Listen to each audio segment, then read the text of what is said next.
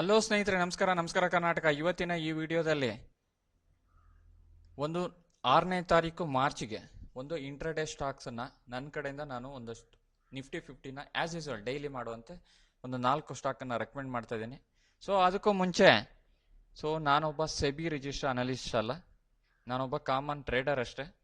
ಇಲ್ಲಿ ನೀವು ಯಾರಾದರೂ ನಾನು ರೆಕಮೆಂಡ್ ಮಾಡಿರುವಂಥ ಸ್ಟಾಕ್ ಮೇಲೆ ಟ್ರೇಡ್ ಮಾಡ್ತಾ ಇದ್ದರೆ ದಯವಿಟ್ಟು ಅದಕ್ಕೂ ಮುಂಚೆ ನಿಮ್ಮ ಫೈನಾನ್ಷಿಯಲ್ ಅಡ್ವೈಸರ್ನ ಕಾಂಟ್ಯಾಕ್ಟ್ ಮಾಡಿ ಆಮೇಲೆ ಟ್ರೇಡ್ ತಗೊಳ್ಳಿ ಅಂತ ಹೇಳ್ತಾ,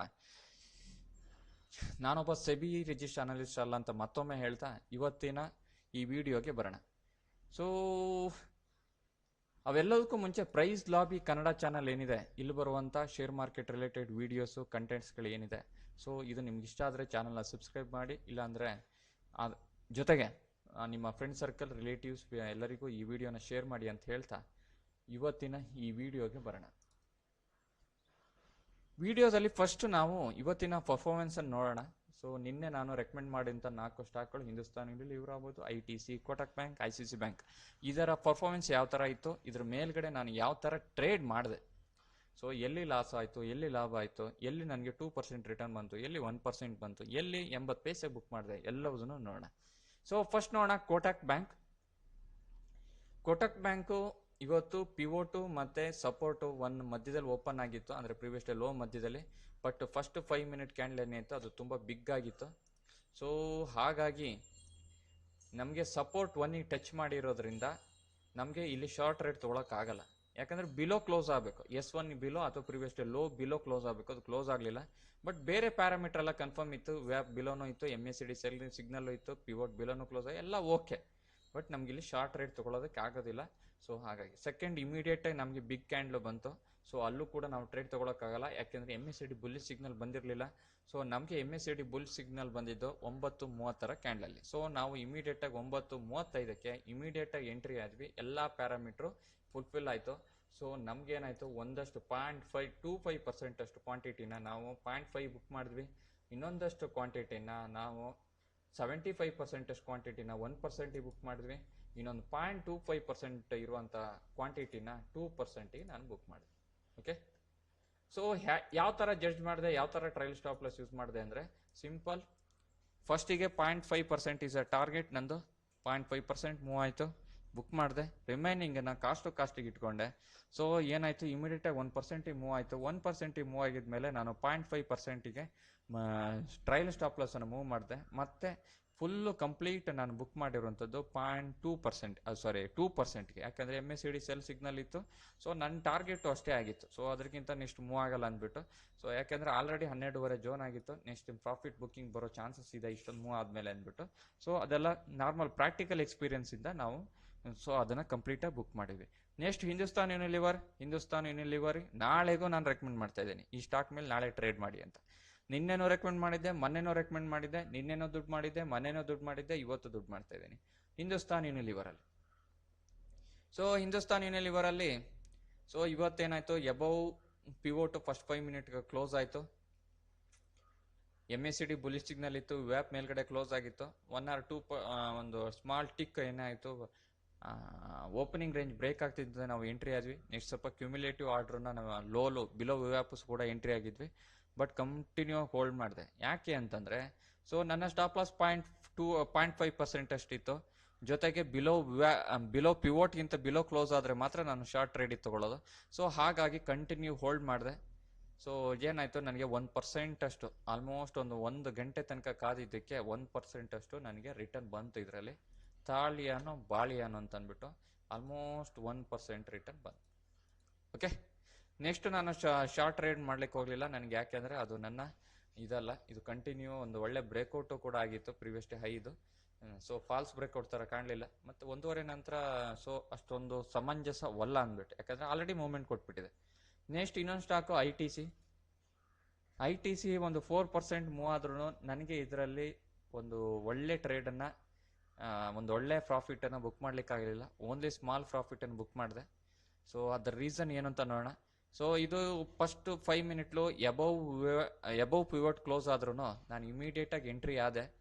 ಬಟ್ ಎಬವ್ ವ್ಯಾಪು ಕ್ಲೋಸ್ ಆಗಿರಲಿಲ್ಲ. ಒಂದು ಮೇಲ್ಗಡೆ ವಿಕ್ಕು ಕೂಡ ಇತ್ತು, R1 ಟಚ್ ಮಾಡಿ ಕೂಡ ಇತ್ತು. ಇಷ್ಟೆಲ್ಲ ಪ್ಯಾರಾಮೀಟ್ರ್ ರಾಂಗ್ ಆಗಿದ್ರು ಓನ್ಲಿ ಒಂದು ಪ್ಯಾರಾಮೀಟ್ರು ಅಥವಾ 2 ಪ್ಯಾರಾಮೀಟ್ರ್ ಇಟ್ಕೊಂಡು ನಾನು ಯಾಕೆ ಎಂಟ್ರಿ ಆದೆ ಅಂದರೆ, ಇದು ಸಿಂಪಲ್ ಆಗಿ first 5 minute candle open low ಆಗಿತ್ತು. ಅಂದರೆ 394.55 ಓಪನ್ ಆದರೆ ಅದರ ಲೋ ಕೂಡ 394.55 ಆಗಿತ್ತು. ಸೊ ಹಾಗಾಗಿ ನಾನು open is equal to low ಇರೋದ್ರಿಂದ ಸ್ವಲ್ಪ ಅಗ್ರೆಸಿವ್ ಆಗಿ ಹೈ ರಿಸ್ಕಲ್ಲಿ ನಾನು ಎಂಟ್ರಿ ಆದೆ. Okay, small trick. ಯಾಕಂದರೆ ಅಬೋವ್ ಯು ಹ್ಯಾವ್ ಕ್ಲೋಸ್ ಆಗಿರಲಿಲ್ಲ, R1ಗೆ ಟಚ್ ಆಗಿತ್ತು. So there is a chance of reversal. So ಹಾಗಾಗಿ ಸ್ವಲ್ಪ ಅಗ್ರೆಸಿವ್ ಆಗಿ ಎಂಟ್ರಿ ಆದೆ 395ಕ್ಕೆ. ಸೊ ಆಲ್ಮೋಸ್ಟ್ 0.5% ಅಷ್ಟು ಇಲ್ಲಿ ನಾನು ಬುಕ್ ಮಾಡಿದೆ. ಸೊ ಆಮೇಲೆ ನನಗೆ ಫಾಲ್ಸ್ ಬ್ರೇಕ್ಔಟ್ ಆಯಿತು ಪ್ರೀವಿಯಸ್ ಡೇ ಹೈಯಲ್ಲಿ ಮತ್ತು R1ನಲ್ಲಿ. ಸೊ ನಾನೇನು ಮಾಡಿದೆ, ಇಲ್ಲಿ MACD ಸೆಲ್ ಸಿಗ್ನಲ್ ಬರೋಕ್ಕೂ ಶಾರ್ಟ್ ಟ್ರೇಡ್ ತೊಗೊಂಡೆ. ಬಟ್ ಲಕ್ಕಿಲಿ ಏನಾಯಿತು, ಅದು ಏನು ಮಾಡಿದ್ರು ಅನ್ಲಕ್ಕಿಲಿ ಯಾವುದೇ ಕಾರಣಕ್ಕೂ ಅದು ಮೂವ್ಮೆಂಟ್ ಕೊಡಲೇ ಇಲ್ಲ. ಸೊ ಆಮೇಲೆ ಅನ್ನಿಸ್ತು open is equal to low ಇದೆ, ಎಲ್ಲ ಇದೆ. ಬಟ್ ಏನಂದರೆ ಇದು ಫ್ಲ್ಯಾಗ್ ಬ್ರೇಕ್ಔಟ್ ಆಗೋ ಚಾನ್ಸಸ್ ಇದೆ. ಇದು ಪೋಲ್ ಆದರೆ ನೆಕ್ಸ್ಟ್ ಇದು ಫ್ಲ್ಯಾಗ್. ಸೊ ಫ್ಲ್ಯಾಗ್ ಬ್ರೇಕ್ಔಟ್ ಆಗೋ ಚಾನ್ಸಸ್ ಇದೆ ಅಂದ್ಬಿಟ್ಟು ನಾನೇನು ಮಾಡಿದೆ, ಬುಕ್ ಮಾಡಿಬಿಟ್ಟೆ. ಎಷ್ಟು ಫ್ಲ್ಯಾಗ್ ಬ್ರೇಕ್ಔಟ್ ಆಯಿತು, ಒಂದು ಒಳ್ಳೆ ಮೂವ್ಮೆಂಟ್ ಆಯಿತು. ಬಟ್ ನಾನು ಟ್ರೇಡ್ ಮಾಡಲಿಲ್ಲ. ಸೊ ಇಲ್ಲಿ 80 ಪೈಸೆಗೆ ನಾನು ಲಾಕ್ ಮಾಡಿದೆ. ಏನು ಮಾಡೋಕ್ಕಾಗಲ್ಲ, ಸಮ್ ಟೈಮು 80 ಪೈಸೆನೂ ತುಂಬ ಇಂಪಾರ್ಟೆಂಟ್ ಆಗುತ್ತೆ. ಸೊ 80 ಪೈಸೆಗೆ ನಾನು ಬುಕ್ ಮಾಡಿದೆ, ಇದರಲ್ಲಿ ಸ್ಮಾಲ್ ಪ್ರಾಫಿಟ್. ಓಕೆ, ನೆಕ್ಸ್ಟ್ ಬಂದರೆ ಇನ್ನೊಂದು stock ICC bank. ICC bank ನನಗೆ ಇವತ್ತು ಲಾಸ್ ಮಾಡಿದ ಟ್ರೇಡ್ ಸ್ಟಾಕ್. ಓಕೆ, ಎಲ್ಲ ಸ್ಟಾಕಲ್ಲೂ 3 ಸ್ಟಾಕಲ್ಲೂ ಒಂದು ಒಳ್ಳೆ ಪ್ರಾಫಿಟ್ ನಾನು ಬುಕ್ ಮಾಡಿದರೆ ICC ಬ್ಯಾಂಕಲ್ಲಿ 0.5% ಅಷ್ಟು ಲಾಸ್ ಮಾಡಿಕೊಂಡೆ.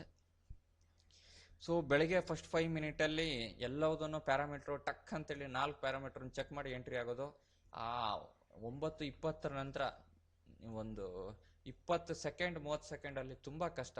ಅಷ್ಟೊಂದು ಫಾಸ್ಟ್ ನಾನು ಕೂಡ ಇಲ್ಲ. 4 ಸ್ಟಾಕನ್ನು ಮೇಂಟೈನ್ ಮಾಡೋದು ತುಂಬ ಕಷ್ಟ. ಆ ಪ್ರಾಬ್ಲಮ್ ನನಗೆ ಇವತ್ತಾಯಿತು. ಫಸ್ಟ್ 5 ಮಿನಿಟಲ್ಲಿ R2ಗೆ ಇದು ಟಚ್ ಆಗಿಬಿಟ್ಟಿತ್ತು. ಎಬೋವ್ R1 ಓಪನ್ ಆದ್ರೂ ಒಂದೊಳ್ಳೆ ಪ್ರೀವಿಯಸ್ ಡೇ ಹೈ ಬ್ರೇಕ್ಔಟ್ ಆದ್ರೂ ಬಟ್ R2 ಟಚ್ ಆಗಿಬಿಟ್ಟಿತ್ತು, ಎಂಟ್ರಿ ಆಗಬಾರ್ದಿತ್ತು.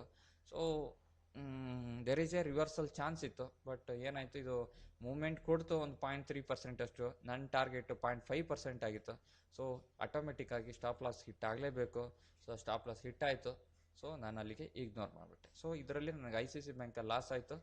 ಓಕೆ, ಏನೂ ಮಾಡೋಕ್ಕಾಗಲ್ಲ, loss is the part of the game. Loss ಆಯಿತು. ನೆಕ್ಸ್ಟ್ ನಾನು ನಾಳೆಗೆ ರೆಕಮೆಂಡ್ ಮಾಡುವಂಥ ಸ್ಟಾಕ್ಗಳು ಹಿಂದೂಸ್ತಾನ್ ಯುನಿಲಿವರ್ ಅಲ್ಲೇ ಇರಲಿ. ITCನ ಡಿಲೀಟ್ ಮಾಡೋಣ, ಬೇಡ ನಾಳೆಗೆ. ಕೋಟಕ್ ಬ್ಯಾಂಕು ಬೇಡ ನಾಳೆಗೆ, ICC ಬ್ಯಾಂಕು ಬೇಡ. ಹಾಗಾದರೆ ನಾಳೆಗೆ ಯಾವ ಸ್ಟಾಕು? ನಾಳೆಗೆ ಯಾವ ಸ್ಟಾಕು ಅಂತಂದರೆ ನೋಟ್ ಮಾಡ್ಕೊಂಡಿದ್ದೀನಿ, ನೋಡಬೇಕು. ನಾಳೆಗೆ ಒಂದು ONGC ನಾಳೆಗೆ ಒಂದು ಸ್ಟಾಕ್ ನೋಟ್ ಮಾಡ್ಕೊಳ್ಳಿ, ಯಾರಾದರೂ ಇದ್ರೆ ಇಲ್ಲ ಆ್ಯಡ್ ಮಾಡ್ಕೊಳ್ಳಿ. ನೆಕ್ಸ್ಟ್ ಇನ್ನೊಂದು ಟಾಟಾ ಕನ್ಸ್ಯೂಮರ್.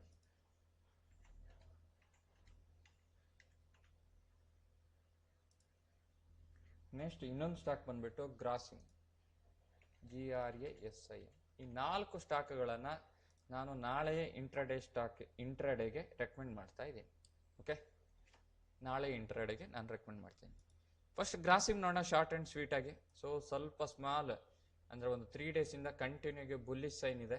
ಸೊ ಆ ಬೇಸ್ ಮೇಲೆ ಇವತ್ತು ಕಂಪ್ಲೀಟ್ ಸೈಡ್ ವೇಸ್ ಇರೋದ್ರಿಂದ ನಾಳೆ ಬ್ರೇಕ್ಔಟ್ ಆಗೋ ಚಾನ್ಸ್ ಇದೆ. ನಿಫ್ಟಿ ಕೂಡ ಒಂದು ಸ್ಮಾಲ್ ರಿವರ್ಸಲ್ ತೊಗೊಂಡಿದೆ, ಒಂದು ಒಳ್ಳೆ ಮೂವ್ಮೆಂಟ್ ತೊಗೊಂಡಿದೆ ಇವತ್ತು. ಸೊ ಹಾಗಾಗಿ ನಾನು ಇದನ್ನು ಗ್ರಾಸಿಮನ್ನು ನಾಳೆಗೆ ರೆಕಮೆಂಡ್ ಮಾಡ್ತಾ ಇದ್ದೀನಿ. ಓಕೆ, ಹಾಗೆ ಟಾಟಾ ಕನ್ಸ್ಯೂಮರು ಕೂಡ ಒಂದು ಏನಿಂತ ನೆಗೆಟಿವ್ ಟ್ರೆಂಡಿಂದ 2 ಡೇಸಿಂದ ಪಾಸಿಟಿವ್ ಟ್ರೆಂಡಿಗೆ ನಿಫ್ಟಿ ಡೈರೆಕ್ಷನಲ್ ಮೂವ್ಮೆಂಟ್ ಆಗ್ತದೆ. ಸೊ ಹಾಗಾಗಿ ಟಾಟಾ ಕನ್ಸ್ಯೂಮರ್ ನಾನು ಸೆಲೆಕ್ಟ್ ಮಾಡ್ತಿದ್ದೀನಿ. But Tata consumer is a very risky stock.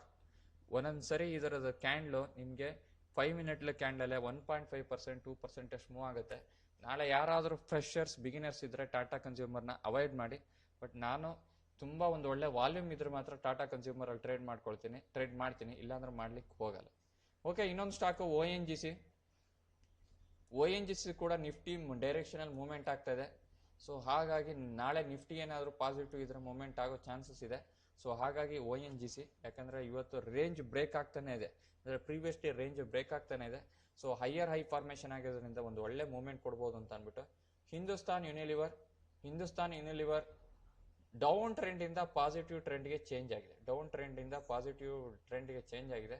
May be further ನಾಳೆ ನಿಫ್ಟಿ ಏನಾದ್ರು ಪಾಸಿಟಿವ್ ಇತ್ತು ಅಂದ್ರೆ ಇದು ಕೂಡ ಮೂವ್ಮೆಂಟ್ ಆಗೋ ಚಾನ್ಸಸ್ ಇರುತ್ತೆ.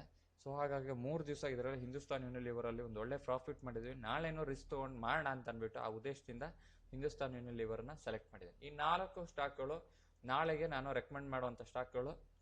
ಓಕೆ, ಟೆಕ್ನಿಕಲಿ ತುಂಬ ಡೀಟೇಲ್ ಆಗಿ ಯಾಕೆ ಸ್ಟಾಕನ್ನು ರೆಕಮೆಂಡ್ ಮಾಡಿದೆ ಅಂತ ಹೇಳೋಕ್ಕೆ ಹೋಗಲಿಲ್ಲ ನಾನು, ಯಾಕೆಂದರೆ ಟೈಮು ಕೂಡ 10 ನಿಮಿಷ ಆಯಿತು.